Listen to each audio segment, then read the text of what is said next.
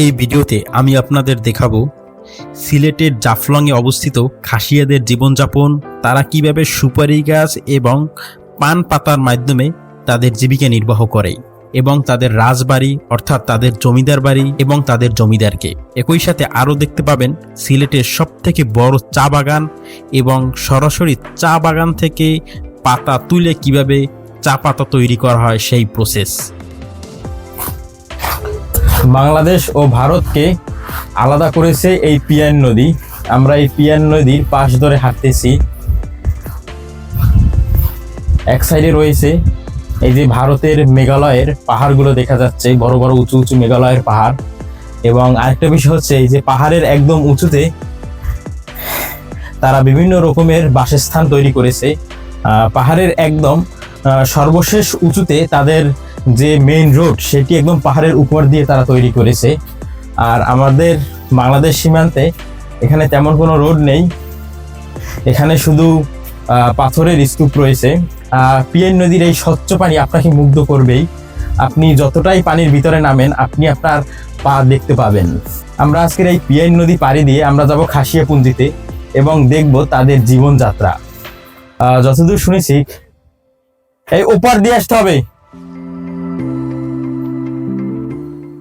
আমরা এখন একটা নৌকা করে এই পিয়ান নদী পাড়ি দিয়ে এর ওই পারে যাব এবং তারপর আমরা খাসিয়াপুঞ্জিতে ঢুকবো আর কি। দেখবো জয়ন্তী খাসিয়া তারা কিভাবে তাদের জীবনযাপন করছে, তারা যে সুপারি এবং পান গাছের উপর নির্ভরশীল সেইটা আমরা সচক্ষে দেখে আসবো এবং একই সাথে দেখবো তাদের জমিদার বাড়ি।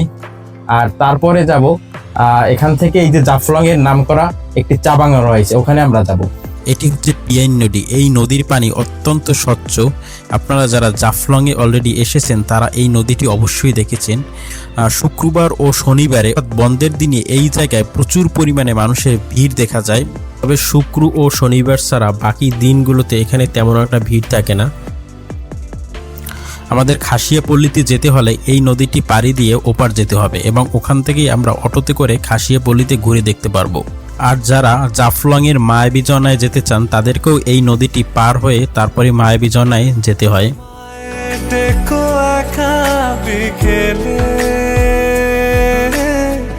কখনো কোনো ব্যথা পেলে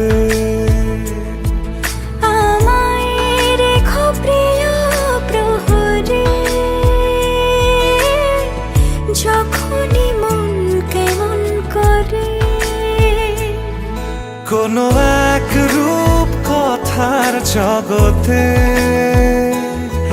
তুমি তো এসেছো আমারই হতে।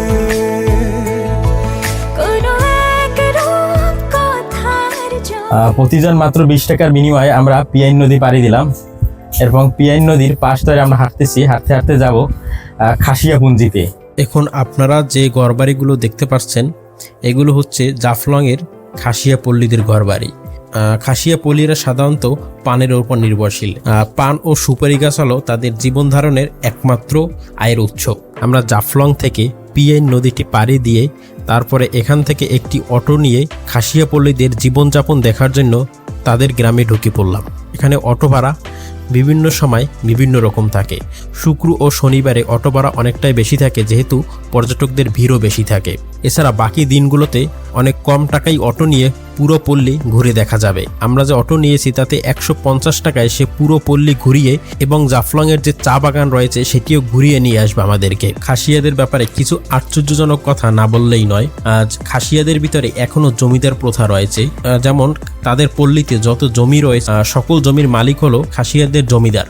অর্থাৎ এখানে খাসিয়াদের নিজেদের কোনো জমি নেই, খাসিয়ারা তাদের জমিদারের থেকে জমি নিয়ে ভোগ করতেছে। তাদের আয়ের নির্দিষ্ট পরিমাণ একটি অর্থ তাদের জমিদারকে প্রদান করতেছে।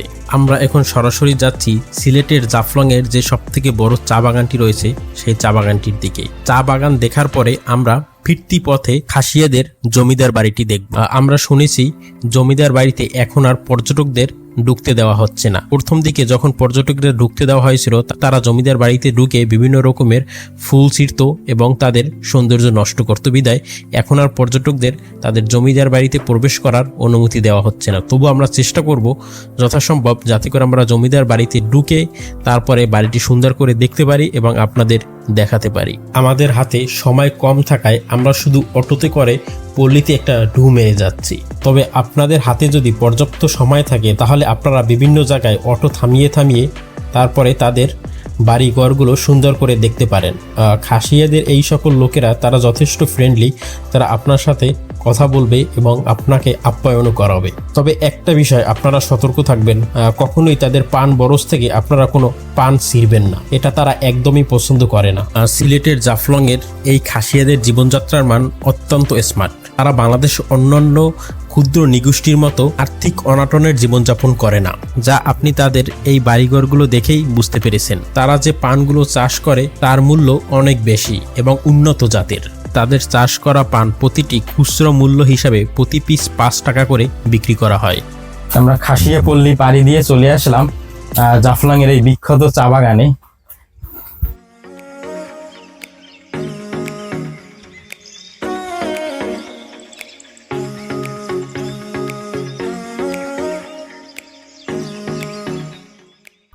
মামা চা পাতা নিয়ে এগুলো চা পাতা? হ্যাঁ এটা হচ্ছে শুকনো পাতা কিনছি। আর এটা মেশিন দিয়ে প্রসেস করা, তাই তো? এটা হাতে তৈরি। এই সবগুলো হাতে তৈরি আপনাদের? জি না মেশিনের মধ্যে প্রসেস আছে, যে দানাগুলা দেখতেছেন এগুলা। আর এটা শুধু পাতা শুকানো না? এটা হলো আমাদের বাগানের যে লেবার আছে তারা নিজের হাতে এটা ডেকেটে গুছাতে নিজে শুকাইছে। কাঁচা পাতা কয়টা রং চা জন্য। আচ্ছা আচ্ছা। তাই এইটা এই করার সিস্টেম কি একই ওই চা বানানো এটা দিয়ে নাকি? হ্যাঁ এই গরম পানিতে দিলেই হয়, এই তো? যাওয়ার সময় রং চা হবে। শুধু রং চা হবে না? আর এই যে দানাগুলো আছে এগুলাই নিতে পারবেন, রং চা দুধের জন্য হবে। রেটও কম আছে, একদম পাইকারি। আর কোনগুলো কিরকম কেজি কিরকম বলেন তো? এটা হাতে দেন, এটাই আপনি 350 টাকা কিলো। আর এইগুলো? এগুলোর মধ্যে ওই যে ওটা আছে 250 টাকা, ওইটা আছে 200 টাকা। আচ্ছা আচ্ছা। আসলে আমাদের এত দরকার না, যাওয়ার সময় আমাদের অল্প কিছু দিতে পারবেন কিনা? আচ্ছা ঠিক আছে। 100 গ্রাম দেন, 50 গ্রাম দেন। আচ্ছা ঠিক আছে, আমরা একটু দেখে আসি। ওই শুকনোটা একটু নেবো, ওইটা তো দেখিনি আমরা কোথাও। আমরা আছি জাফলংয়ের সব থেকে বিখ্যাত চা বাগান। যতদূর শুনেছি এই চা বাগানটি নাকি 2700 একর জমির উপর। আরেকটা বিষয়, পুরো বাংলাদেশে প্রায় 168টি চা বাগান রয়েছে, এর ভিতরে 135টি চা বাগানই শুধু হচ্ছে এই সিলেটে। আর বাংলাদেশের সব থেকে বড় এবং বিখ্যাত চা বাগান হচ্ছে সিলেটের মৌলভীবাজারে। আমি এসে এখন সিলেটের জাফলংয়ে। এই জাফলংয়ের এটি একটি বিখ্যাত চা বাগান। এই চা বাগানটি প্রায় 2700 একর জমি জুড়ে। আর আমাদের বাংলাদেশে প্রায় 166টির মতো চা বাগান রয়েছে, এর ভিতরে শুধু 135টি চা বাগানই সিলেট বিভাগে। এমনকি মৌলভীবাজারে রয়েছে সব থেকে বড় চা বাগান, এটি প্রায় 1.5 লক্ষ একর জমি জুড়ে। সিলেট শহরের মালানীছড়ায় রয়েছে পুরো উপমহাদেশের একটি বিখ্যাত চা বাগান। সিলেট শহরে মালানীছড়ার চা বাগানে সাবেক মার্কিন রাষ্ট্রদূত টমাসকে একবার এসেছিলেন, আর তিনি বলেছিলেন পৃথিবী যে এত সুন্দর সেটা এই সিলেটের এই চা বাগানে না আসলে তিনি জানতেনই না। আচ্ছা, চা যেহেতু সরাসরি চা গাছের এই পাতা থেকে তৈরি হয়, এর যেহেতু কোনো ফল নেই বা ফল থেকে তো আসলে চা তৈরি হয় না, সেক্ষেত্রে আসলে আমি দেখতে চাইছিলাম যে এই চা পাতা মানে কাঁচা পাতা থেকে চা হয় কিনা, কিন্তু যতদূর জানি কাঁচা পাতা থেকে হয়তো বা চা হয় না। এই চা পাতাগুলো খুবই তেতো এবং আর কি কষালো। আসলে আমি বুঝতে পারতেছি না এর ভিতরে মানে চায়ের কোনো ফ্লেভারই পাচ্ছি না, এ থেকে কিভাবে আসলে মানে চা তৈরি হয় শুকানোর পরে। আর যতদূর শুনলাম যা সেটা শুকিয়েই চা পাতা তৈরি করা, এর থেকে আর কোনো আর কি অন্য কোনো প্রসেস নেই। এবং এখানে যারা বিক্রি করে সরাসরি মেশিনে প্রসেস না করে, জাস্ট পাতা শুকিয়ে এখানে তারা বিক্রি করতেছে, এরকম পাতা তারা শুকিয়ে নিচ্ছে আর কি। সো এইটা থেকে কিভাবে আসলে ওই চায়ের ফ্লেভারটা আসে এইটা বুঝতে পারতেছি না। এখানে আমি কোনো চায়ের ফ্লেভার তো পাচ্ছি না, বরং খুবই পাতাগুলো খুবই তেতো এবং কষালো।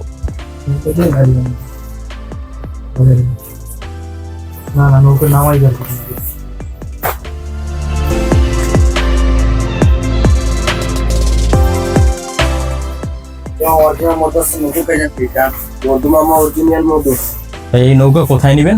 নৌকা এই যে নদীতে নেব। নদী কাছে এখানে? এই যে নদীর কাছে। কোথায় নদীটা কোথায়? এখানে নদী কোথায়? এই যে সামনে চা বাগানের পরে। আচ্ছা আচ্ছা। হাটের মতো নিয়ে যান মামা, সেটাই যাচ্ছে মাঘ মাসে যাচ্ছে সামনেটা। এখানে মধু কিরকম, কেজি কিরকমের ভাই? কার একটু পরীক্ষা শিখবে, টেকা লাগবে না, ফ্রিতে আটটা দেন, যেটা দেখ না আমি আসলে মধু খাই না, যদি আর কি হয় যে এখানে আমি বুঝতে পারি না বুঝছেন। দেখ আলামিন দেখ, দেখা লাগবে না। কিরকম ভাই কেজি কিরকম একটু দেখি, মানে আমরা একটু কম্পেয়ার করার জন্য যে আমাদের ওদিকে কিরকম আর এখানে কিরকম আর কি, বুঝছেন। যে নিবো এরকম কিছু না, একটু বলেন কিরকম এখানে কেজি কিরকম চলে ভাই? কেজি ভাই, কেজি বেশি করলে 1000 টাকা কেজি দাম 1000 টাকা না? করে নিতে পারেন। কত দিন? আচ্ছা আচ্ছা, সিমলা কাস্টমার, বুঝছেন, কত দিন? আমরা আসছি বরিশাল থেকে, বুঝছেন। আমাদের ওখানে সুন্দরবনের মধু আসে, তা 800 আসে, 1200-1300 আর কি হয় কোন সময়। এগুলো পাহাড়ের মধ্যে, পাহাড়ি মধু না? এগুলো চাষের মধ্যে। চা পাতা নেই, মধু ওঠা যাবে না। ঠিক আছে ভাই, কাছে লাগবে না যে অরিজিনাল। না ঠিক আছে ভাই, আসি, ধন্যবাদ ভাই, কষ্ট দিলাম। ওই 100 গ্রাম চা পাতা নাও। না নকশি কাতা দিয়ে আর কি করবো না, ওই ওর সাথে কথা বলছিলাম। মোটর গরম হইবে না, 10টার এই নুন।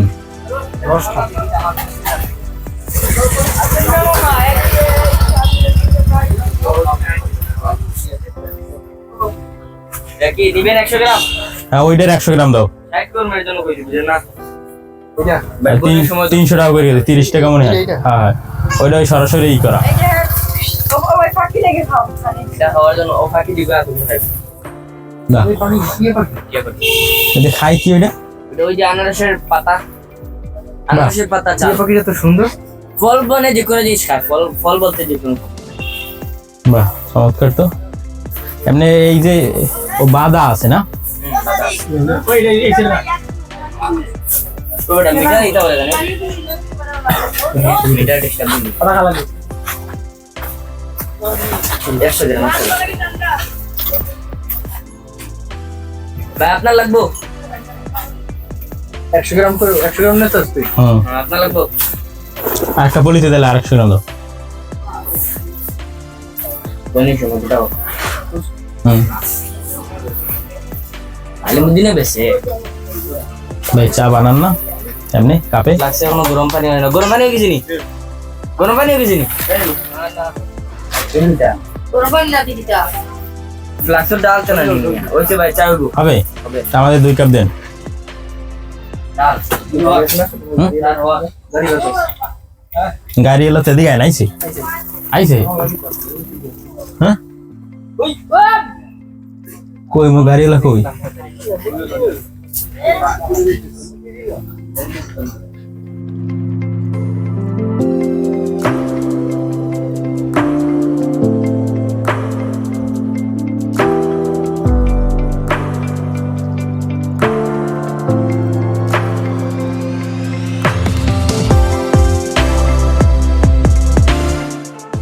এটি হচ্ছে খাসিয়াদের জমিদার বাড়ি। তাদের জমিদার বাড়ির মেইন গেট বন্ধ রয়েছে। আমরা চেষ্টা করতেছি কোনোভাবে জমিদার বাড়ির ভিতরে ঢুকে ভিডিও করা সম্ভব হয় কিনা দেখার জন্য, এবং যতটুকু সম্ভব গেটের ফাঁক দিয়ে জমিদার বাড়ি দেখার চেষ্টা করতেছি। এছাড়াও দেখতেছি ভিতরে কোনো লোক পাওয়া যায় কিনা যার মাধ্যমে আমরা এই বাড়িতে প্রবেশ করতে পারি।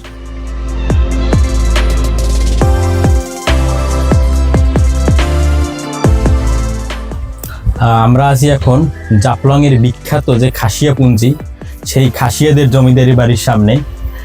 এখানে একটা বিষয় জেনে অবাক হলাম, সেটা হলো গিয়া এখনো যে জমিদারি প্রথা চালু আছে সেটা আসলে এই খাসিয়া পল্লীতে না আসলে জানতেই পারতাম না। এখানে এই খাসিয়া পল্লীতে সমস্ত জমি এই জমিদারদের আন্ডারেই থাকে, এবং জমিদার যাকে ইচ্ছা করে তাকে সেই মানে কিছু নির্ধারিত পরিমাণ জমি দিতে পারে। এমনকি এখানে জমি বেচা কেনার ক্ষেত্রে অবশ্যই এই যে খাসিয়া রাজার অনুমতি নিতে হয়। আরেকটা ব্যাপার হলো এখানের যে স্থানীয় লোকজন তারা আসলে খাসিয়া রাজার অনুমতি ছাড়া খুব বেশি একটা আলাপচারিতাও করতে চায় না। খাসিয়ার এই জমিদার বাড়িতে আসলে প্রবেশ অনেকটা নিষেধ। একসময় এখানে জনসাধারণ সবাই প্রবেশ করতে পারতো, কিন্তু আসলে পর্যটকরা এখানে এসে তাদের ফুল ছিঁড়ে বা বিভিন্ন রকম ক্ষয়ক্ষতির কারণে তারা এখানে প্রবেশটা নিষেধ করে দেয়।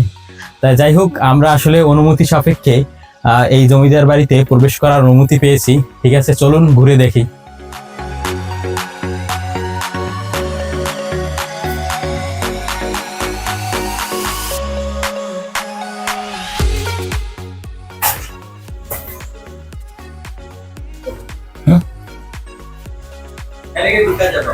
ওই উনি অনুমতি দিছিল, এই যে লোকটা বের হয়েছে মাত্র আর কি।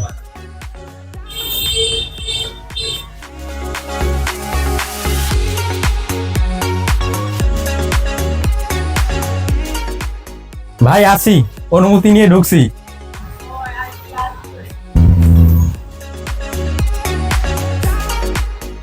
ভিডিওলা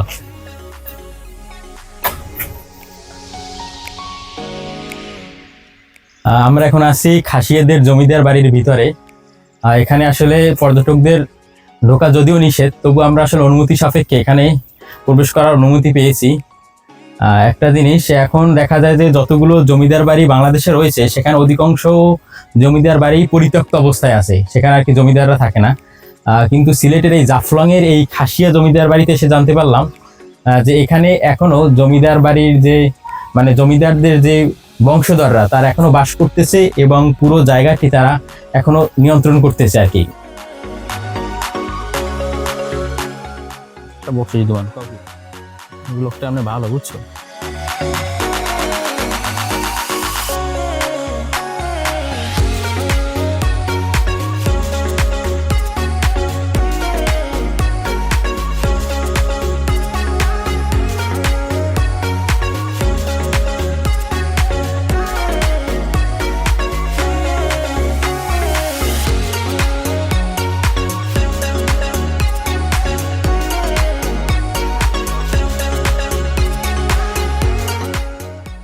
খাসিয়াপঞ্জি ঘুরে এখন আমরা আবার চলে আসলাম সেই পিয়াইন নদীর কাছে। এখন আমরা যাব সিলেটের জাফলংয়ের সবথেকে জনপ্রিয় একটি ঝর্ণা, মায়াবী ঝর্ণা, সেটির কাছে। তবে আজকের এপিসোডটি এখানেই শেষ করতেছি। পরের এপিসোডে আমরা দেখাবো কিভাবে খুব সহজে আপনি মায়াবী ঝর্ণায় যেতে পারবেন, আবার সেখান থেকে ঘুরে জাফলং আসতে পারবেন। দীর্ঘ এই সময় ধৈর্য ধরে আমার পুরো ভিডিওটি দেখার জন্য আপনাকে অসংখ্য ধন্যবাদ। মায়াবী ঝর্ণা নিয়ে পরবর্তী ভিডিওটি দেখার আমন্ত্রণ জানিয়ে আমার এই ভিডিওটি এখানেই শেষ করতেছি। আল্লাহ হাফেজ।